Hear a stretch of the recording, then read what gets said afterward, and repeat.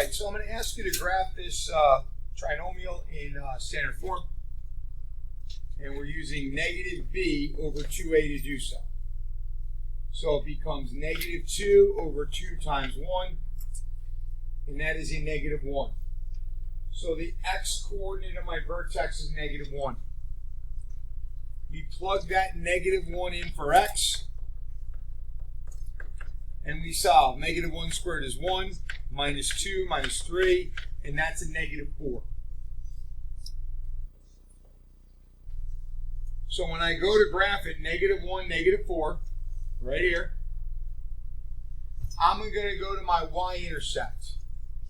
So I'm going to have a point of 0, negative 3. If I plug a 0 in for x, I get negative 3, and it's symmetric. I went over 1, I go 1 this way. And that really is enough to graph it. Now, if you want more points, you can put them in. If I plug a positive 1 in, I get 0. If I plug a negative 3 in, I would get 0. If I plug a 2 in, I get 5. And therefore, if I plug a negative 3 in, I'd also get 5. It's got to be symmetric. I think that's enough points to do the graph. I like to do the graph first and answer the questions. Now, the vertex is part of the graph. But for a domain, if you notice, this graph is going wider and wider. So the graph tells me we're going from negative infinity to infinity for domain.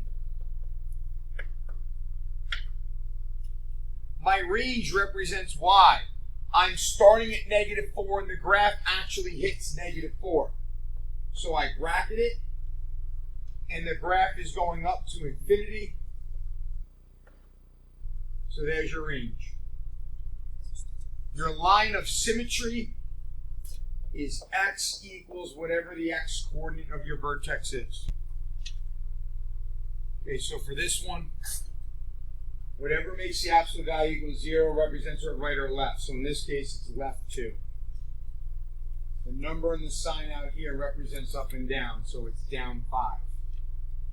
Okay, and then it's a vertical stretch by a factor of 3. So vertical stretch by a factor of 3. Okay, that represents the graph going up quickly and in this skinny, I guess, fashion. Okay, so with these, we want to pick numbers that are going to create perfect squares. I'm going to start with 1 for x. 1 minus 1 is 0. The square root of 0 is 0. 0 plus 2 is 2. So 1, 2 is your first point on this graph. Then the next number that's going to give you a perfect square, 2. 2 minus 1 is 1. Square root of 1 is 1. 1 plus 2 is 3. I'm not going to choose 3 next. 3 minus 1 doesn't give me a perfect square. I'm going to choose 5. 5 minus 1 is 4. The square root of 4 is 2. 2 plus 2 is 4. So 5 fours. And then I'm going to choose 10. 10 minus 1 is 9. The square root of 9 is 3. 3 plus 2 is 5. So 10, 5. And this is my graph. Okay? Pick numbers that allow you to be successful. Domain, remember, with a radical sign, we can't be less than 0. And have a real number. Now, we know how to deal with radicals. When there's a negative on there, we put the I there. But the one thing that doesn't help us with is the XY two-dimensional coordinate graph. Okay? So my domain starts at 1. And this graph goes to infinity. My range starts at 2. And this graph goes to infinity. Okay? And the translation here, or I'm sorry, the transformation, my fault, not translation, transformation. We're going from 0, 0, we're going right 1 up 2.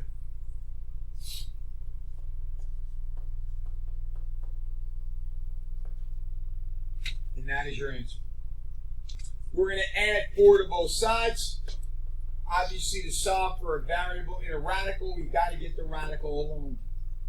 To get rid of a radical, we square it. And obviously, you got to square to both sides. 7x equals 28, and my x equals 4.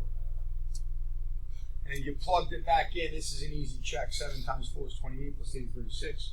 Square root of 36 is 6, and 6 minus 4 is 2. So with logs, I'm going to FOIL this out, because with addition we multiply. So log base 4, x plus 6 times x minus 3, that's x squared plus 3x minus 18 equals log base 4, 22. All right. Now, since you have the same logs here, we can set x squared plus 3x minus 18 equal to 22. So x squared plus 3x minus 40.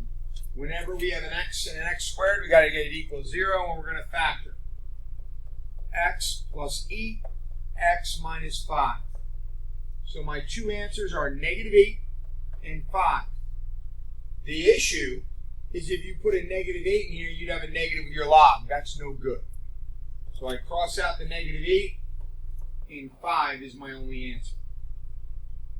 Here we have an increase, okay? The formula or the statement that represents this word problem is simply this. 15,000 people is your initial amount. The increase is 13.7%, so that's 1 plus 0.137, and it's going to be over 15 years, so that becomes my exponent. So the answer is simply 15,000, 1.137 to the 15th power. Now the formula would be this. The formula is okay. If I wanted a general formula, it'd simply be 15,000 1.137 to the x power. Okay, that's the general formula. But if I'm giving, hey, what is it in 2015? That's 15 years later after 2000. So from there, we're plugging into a calculator. And obviously, you will need a calculator for this. So when I put it into my calculator, it is 1.137 raised to the 15th power, and then I multiply that by 15,000.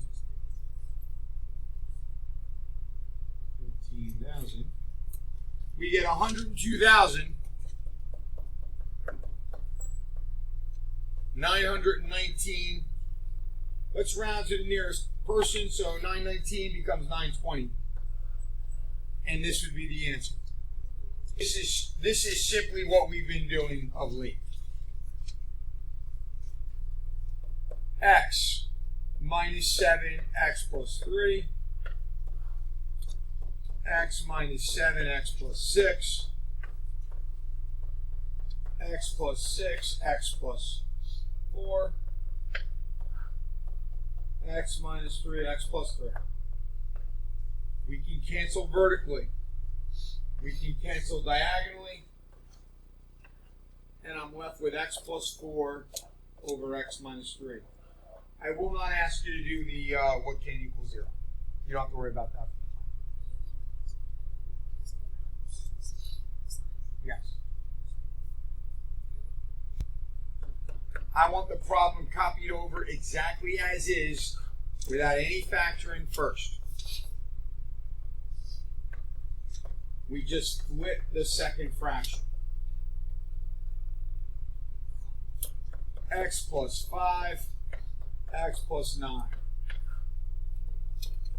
X minus 7, x plus 2. Times x minus 7 over x plus 9. The x plus 9's cancel. The x minus 7's cancel. And I'm left with x plus 5 over x plus 2. And it's subtracting, we got to get common denominators. X minus 5 over x minus 5. X plus 2 over x plus 2. 8x minus 40. X minus 5, x plus 2. 9x plus 18. X minus 5, x plus 2.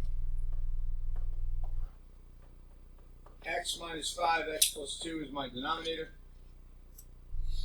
8x and 9x is 17x. Negative 40 and 18 is negative 22.